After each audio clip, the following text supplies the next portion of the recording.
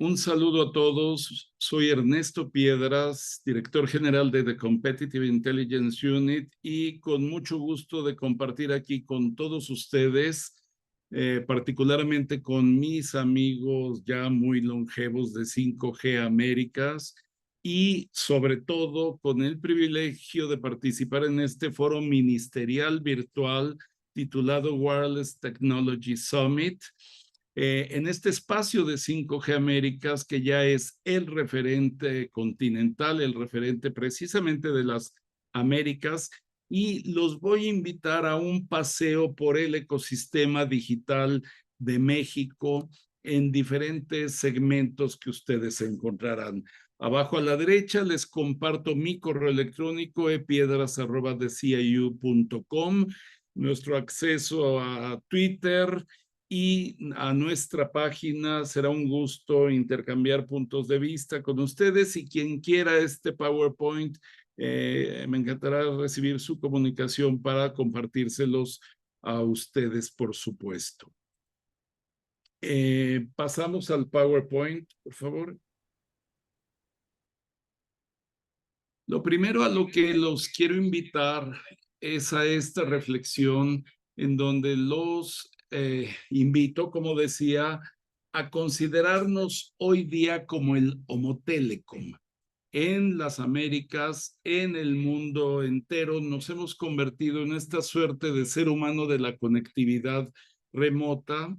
En tan solo poco más de 3 décadas, le pongo número a mi comentario, si ven, tan solo en 1991, datos para México en pesos mexicanos nominales, el habitante promedio en México gastábamos 111 pesos al año en servicios de conectividad. Claro, me pueden decir, pero ¿qué eran esos servicios de conectividad? Una línea fija, un fax, claramente había transmisión de datos, claramente había ya más de 3 décadas de tener satélites geoestacionarios en operación, pero hoy lo que tenemos es un gasto que ha pasado, insisto, de esos 111 pesos a prácticamente 9,000 pesos al año, insisto, de pura conectividad. O sea, ha crecido 80.6 veces, pero ahora sí, ¿cuál es esa conectividad? Pues es esa en la que anticipamos a todo la denominación de smart, smartwatch, smart glasses, smart car, smartphones, por supuesto, smart house.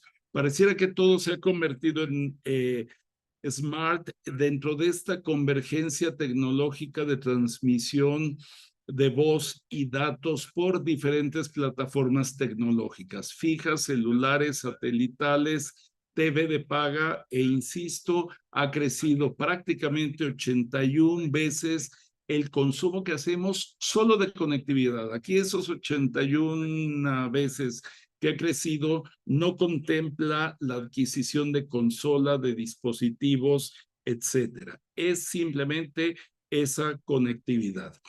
Esta es una fotografía resumida del ecosistema del consumidor de telecomunicaciones en México, tan solo al cierre del año pasado. Fíjense, para un país de 130 millones de habitantes, contamos con prácticamente 145 millones de líneas fijas, un país eminentemente de prepago. 82% de esas líneas fijas son de prepago, solo 18% son de postpago. La contabilidad de internautas alcanza prácticamente 97.7 millones de usuarios regulares de esta navegación. El comercio electrónico creciendo a 2 dígitos, 66 millones de usuarios regulares de comercio electrónico. Debo aquí decir, México nunca se caracterizó por ser un país de consumo, compras y transaccionalidad remotos. ¿Por qué? Porque se consideraba que el correo físico era deficiente, era inseguro. Entonces no fuimos un país como, por ejemplo, Estados Unidos, de vastas adquisiciones por catálogo, por teléfono, compras por televisión y el modelo del e-commerce y del m-commerce, del mobile commerce, han dado pauta con esa eficiencia logística de entrega a que hoy sean 66 millones de usuarios regulares y, como lo dije, creciendo a 2 dígitos. Videojugadores, 67.8 millones de videojugadores, y vamos a ver qué tan intensivos son ellos, pero toda esta práctica que data principalmente de la década del 80, los videojuegos, parecía en un inicio que los gamers eran niños, eran adolescentes, y efectivamente lo eran en esa década del 80, pero esos niños y adolescentes han crecido y tienen el poder adquisitivo, y por eso en The Competitive Intelligence Unit usamos abundantemente un hashtag que dice: jugar no es cosa de niños. Hoy vemos gente de edad muy avanzada, adultos contemporáneos, etcétera, que son gamers muy activos. Líneas de pospago, como lo mencioné, el 18% del total, y suscripciones de TV de paga 19.2. Para un país que tiene 36 millones de hogares y 5 millones de unidades económicas, o sea, 41 millones de sitios potenciales, la mitad cuentan con una suscripción a la TV de paga. Estas cifras, el próximo año que las repasemos, vamos a ver cómo siguen cambiando muy aceleradamente. Es un país con marcada inequidad socioeconómica, ¿sí? Se dice que más del 50% de la población vive en algún formato de carencia económica. Aquí lo podemos ver medido por los denominados niveles socioeconómicos. Diríamos que el C-, D y E al cierre del año pasado representaban esta forma de carencia económica o pobreza. Pero algo muy estimulante que vemos de nuestras tecnologías contemporáneas de conectividad es su carácter democrático. Fíjense cómo tecnologías tradicionales como la telefonía fija no alcanzaban a entrar a los hogares de bajo poder adquisitivo. La TV restringida cuesta más trabajo, y en cambio si vemos, por ejemplo, telefonía móvil, aún en los niveles socioeconómicos más bajos, ya se cuenta con una línea móvil en todas las casas.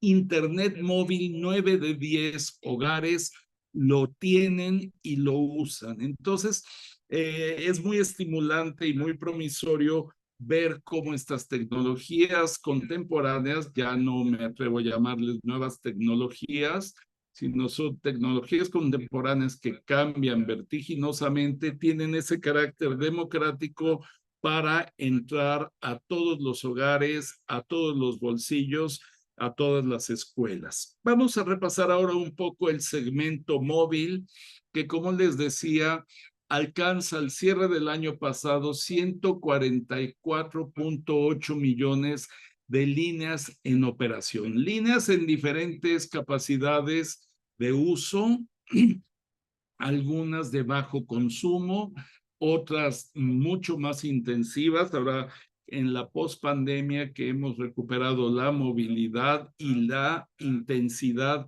de su uso, pero son prácticamente 145 millones, insisto, en un país que contabiliza 130 millones de habitantes. Operadores, pues los mismos que encontramos prácticamente en toda la región latinoamericana: Telcel, de América Móvil, el agente económico preponderante, denominado así por el Instituto Federal de Telecomunicaciones; Movistar, que llegó en el 2002 a México, consolidando una serie de empresas regionales, y que recientemente, dados los altos costos del espectro que han argumentado, decidieron regresar su título de concesión, el espectro que les había sido adjudicado, y hoy corren en una suerte de operador móvil virtual muy robusto sobre la red de AT&T. AT&T, un competidor muy disruptivo que hace aproximadamente 9 años entró a México y provocó un desplome de los precios. México se había caracterizado por ser el país más caro de la OECD en servicios de telecomunicaciones, uno de los países más caros en el mundo. Y cuando entra AT&T dice, yo no quiero tener clientes de Estados Unidos de América, no quiero tener clientes de Canadá y no quiero tener clientes de México.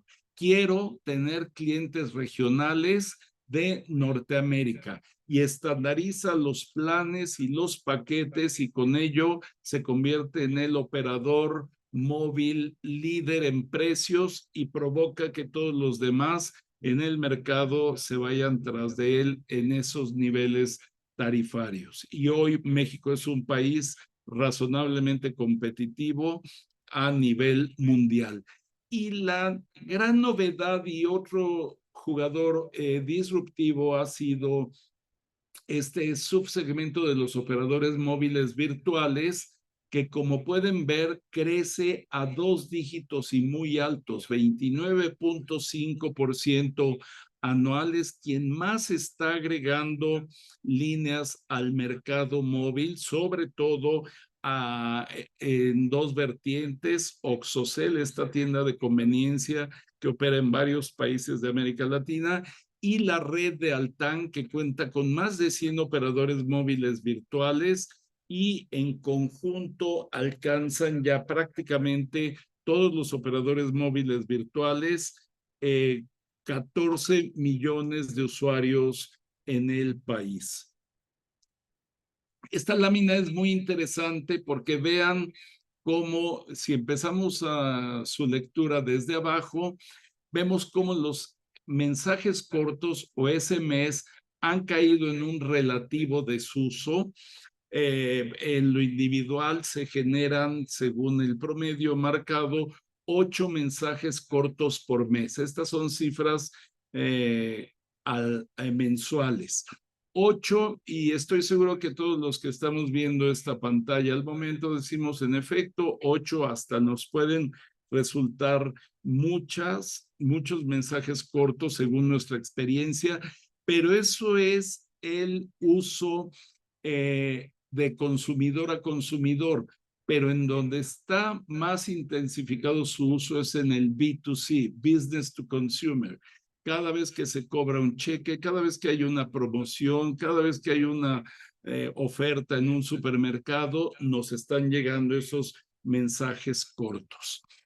Minutos de uso, MOUs, Minutes of Use, en la vecindad de los 400 al mes, lo cual nos deja un promedio de minutos sobre redes celulares. Aquí no estamos considerando los minutos que hoy cursamos sobre plataformas de mensajería instantánea o redes sociales. Estamos usando 13 minutos al día desde nuestro celular. Líneas fijas siguen siendo ampliamente utilizadas desde el segmento de negocios, desde el segmento comercial, pero en lo personal, nuestro dispositivo más importante es el celular. Pero la rampa ascendente que vemos en la gráfica superior nos marca que en promedio en México hemos alcanzado 6.5 gigas de navegación celular al mes. Fíjense cómo todavía hace unos pocos años ese nivel de consumo de datos estaba sobre 2.7, 3 gigas y viene creciendo y en ascenso. Hay un cierto rezago en México, pero una tasa de crecimiento acelerado. Chile reportaba desde hace 3 o 4 años 7 gigas de navegación y así consecutivamente. Pero vamos al alza, provocado sobre todo por lo que decía hace un rato. Solíamos ser un país sumamente caro y al ser un país de mayoría prepago, el usuario de prepago, si hacía una recarga de algunos dólares, no quería tener el riesgo de agotar su saldo con una navegación que desconocía cuánto le iba a consumir. Pero hoy que por 10 pesos es posible navegar, 10 pesos son 90 centavos de dólar, perdón, 50 centavos de dólar. Es posible navegar 1 o 2 días ilimitadamente, pues resulta que tanto pospago como prepago ya navegamos en redes móviles.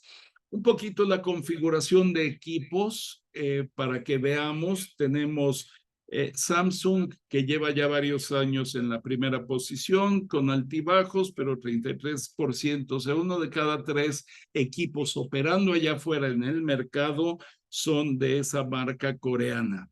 Motorola, esta histórica marca con la que el Apolo 11 se fue a la luna, que también tiene marcados vaivenes, pues hace que 1 de 5 equipos operando en el mercado sean de esa marca, una marca que históricamente ha sido de tecnología muy avanzada, en donde la parte estética, cosmética o de life and style no era su fuerte, pero en los últimos años, con estrategias muy innovadoras de usar colores llamativos, aromas incluso, equipos plegables, pues ha dado este brinco para posicionarse muy robustamente en ese segundo lugar.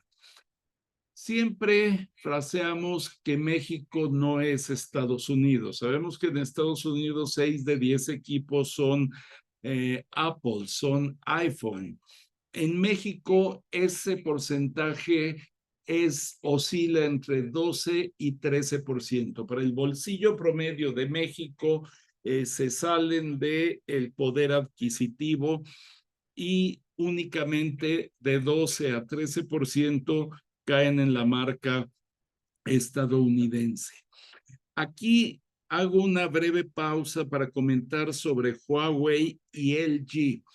Huawei, ante el bloqueo de su operatividad con Android, que data de hace 4 años, casi 5, ha perdido mercado. Huawei estaba ya en la vecindad del 20%, era un sólido segundo lugar en esos años, y LG tenía 15% cuando decide salir del mercado de smartphones. 20 más 15 hacen que más de un tercio del mercado de smartphones quedara libre. ¿Y quiénes fueron ahí los grandes ganadores de ese espacio de mercado? Bueno, claramente, como ya lo dije, Motorola ganó mucho espacio, pero también estas marcas que son nuevas para México, si bien para otros países como Europa continental ya operaban ampliamente. Xiaomi, por ejemplo, Oppo entra a México también, Vivo y Honor. Diríamos que esas son las 4 marcas complementarias que vienen a apoderarse de este 35% que queda liberado con la salida de aquellos 2 operadores que son Huawei y LG. Y así el mercado. Otra vez, seguro que en 1 año y 2 que repasemos estas láminas, vamos a tener muy marcados cambios en la configuración de mercado. Fíjense en esta lámina cómo el gasto en dispositivos inteligentes prácticamente se ha duplicado en unos pocos años, pero también el periodo de tenencia. Se llegó a reemplazar cada equipo en aproximadamente 18 meses, luego 22 meses, y se gastaban 2,656 pesos, mientras que ahora el usuario que quiere tener mejor calidad en sus equipos hace el esfuerzo financiero, gasta más de 4,500 pesos, pero le saca mayor provecho por mayor tiempo, conservándolo hasta 25 meses. Esto es algo que les había comentado México solía ser un país eminentemente de gama baja.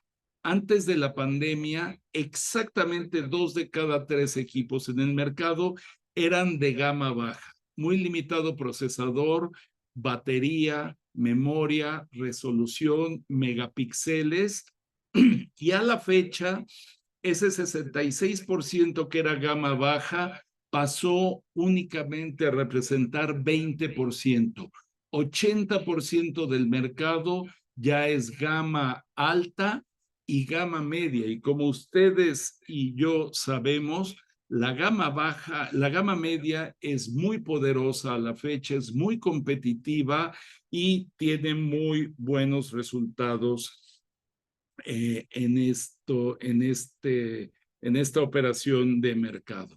Si pasemos un poco por el segmento de Internet, les había referido 97.7 millones de internautas regulares y creciendo, eh, una muy marcada adopción, como en todo el mundo, por supuesto. Banda ancha móvil es la que más se ha acelerado.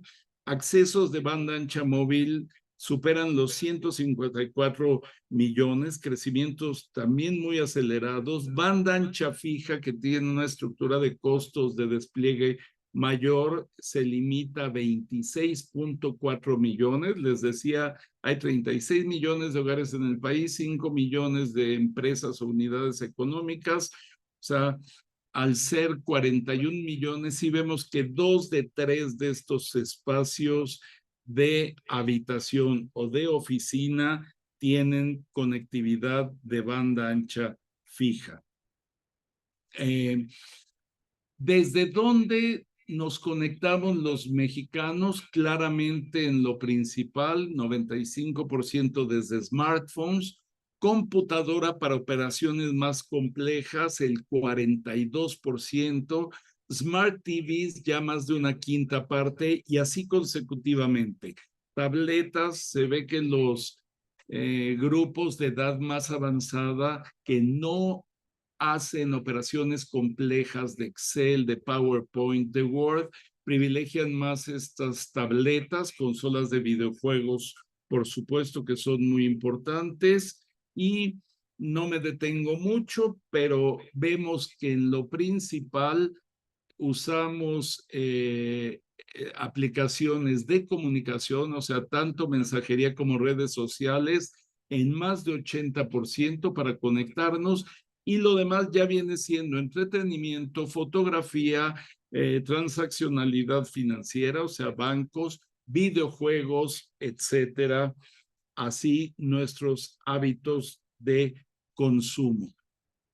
Velocidades de conexión, podemos ver otra vez, si la pandemia nos representó una suerte de empujón digital, lo que vimos en México y en el mundo es que hogares que tenían 10 megas de descarga de banda ancha fija migraron a 30 y a 50, y el que tenía 30 y 50 se fue a 100 y a 200, así como también ya expliqué, se adquirieron equipos de mayor calidad en términos de smartphones, y así es como hemos ganado ya en velocidades, y el 66% de las conexiones fijas ya están entre 10 megabytes y 100 megabytes, y un 27.9% ya son accesos superiores a los 100 megas. Entonces,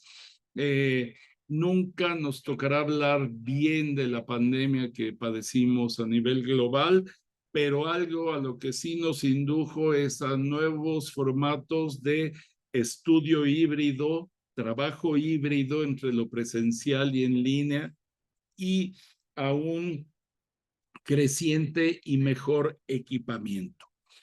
En cuanto a las plataformas de video, también estamos viviendo una reconfiguración de ese mercado. Somos multipantallas. Números recientes nos muestran que en promedio en México, cuando practicamos eso que solíamos llamar ver la televisión, estamos viendo aproximadamente 2.8 pantallas. ¿Cómo es esto? Tenemos la pantalla inteligente o televisor frente a nosotros, tenemos frecuentemente, o diría siempre, nuestro smartphone, ya van dos, y es muy común tener a la vista también nuestra tableta o una computadora. En estas 2.8 pantallas no estoy considerando los smartwatches, por ejemplo, ni otro tipo de accesorios de este tipo. 2.8 pantallas con las que interactuamos. Tenemos referencias, por ejemplo, de gente que ve el fútbol y pone la pantalla principal como la pantalla, pues, casi de audio, que solo voltean a verla cuando hay una jugada interesante, un gol. Tienden a ver más el partido en su tablet que tienen más cercanamente y por el smartphone están comentando la evolución del partido. 2.8 pantallas tenemos y creciendo. El mercado medido en servicios over the top y la evolución de suscriptores ha alcanzado ya 13.4 millones de conexiones.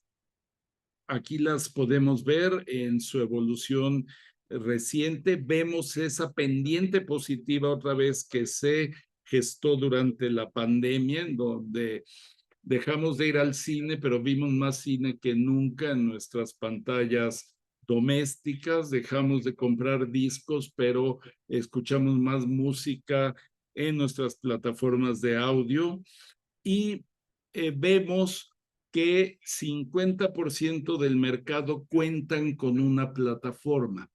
Hagamos un poco de historia. Hace 10 años parecía que todo este universo de servicios over the top de video era Netflix. Hoy hay una diversidad de oferta de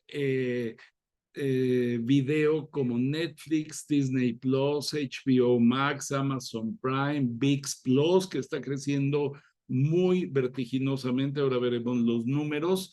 Y entonces encontramos 50% aproximadamente cuentan con una plataforma, 28% tienen dos plataformas y 22% tienen tres o más. Claramente, Netflix es la más cara, la más onerosa, la hemos tenido por más de una década y lo que se está haciendo mucho en el mercado es darla de baja por una temporada y con ese monto se pueden contratar 2, 3 y hasta 4 plataformas que son mucho más accesibles y así están los hábitos de las audiencias, los espectadores y los públicos en estos días en México.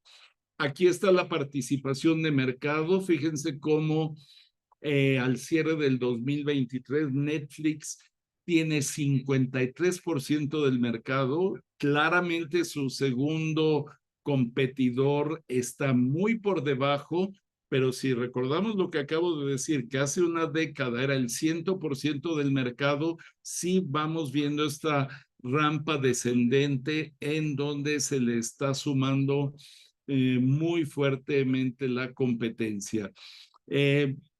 Plataformas que operan en buena parte del mundo, pero llama la atención, si se dan cuenta, cómo en tan solo 2 trimestres, la quinta ilustración que ven en la gráfica, ViX Plus, aumentó casi 4 veces, de 1.8% de participación de mercado a 7%. ¿A qué se debe ese desempeño tan espectacular para haber sido únicamente 6 meses? Que ha traído prácticamente la totalidad de la Liga de Fútbol Mexicana, además de los catálogos de musicales, de películas, de telenovelas, que son una industria cultural tradicional en México. En cambio, las plataformas de audio siguen con una marcada concentración. Spotify con un 75.9% del mercado. Fíjense, Prime Music, a pesar de estar incluida en los servicios de Amazon escasamente alcanza 6%, e incluso podríamos decir ni siquiera los usuarios más fieles de Apple usan su plataforma de música, y todos los demás pues muy por debajo de esos niveles. Si damos una última repasada al mercado de videojuegos, les recuerdo, jugar no es cosa de niños. Vean cómo los ingresos de videojuegos en millones de pesos en el año 2023 alcanzaron los 39,000 millones de pesos. Es un mercado en profunda metamorfosis. Otra vez, la década del 80 se jugaba en computadoras. Poco tiempo después, en consolas fijas. Luego vinieron las consolas portátiles. Y hoy lo que más se privilegia en este mercado, como podemos ver en esta gráfica, son los smartphones. ¿Qué pasa con esta clasificación? Podemos pensar que los jugadores más light pues lo hacen como ese entretenimiento en el dispositivo inteligente, en el smartphone. Los que podríamos denominar gamers hardcore, que hacen el 21.1%, adquieren consolas, adquieren juegos. 10.2% lo hacen en las computadoras de escritorio o laptops, y 5.7% lo hacen en las tabletas. Me aventuro aquí a decir que hay un marcado gusto y uso de generaciones de edad muy avanzada por usar las tabletas.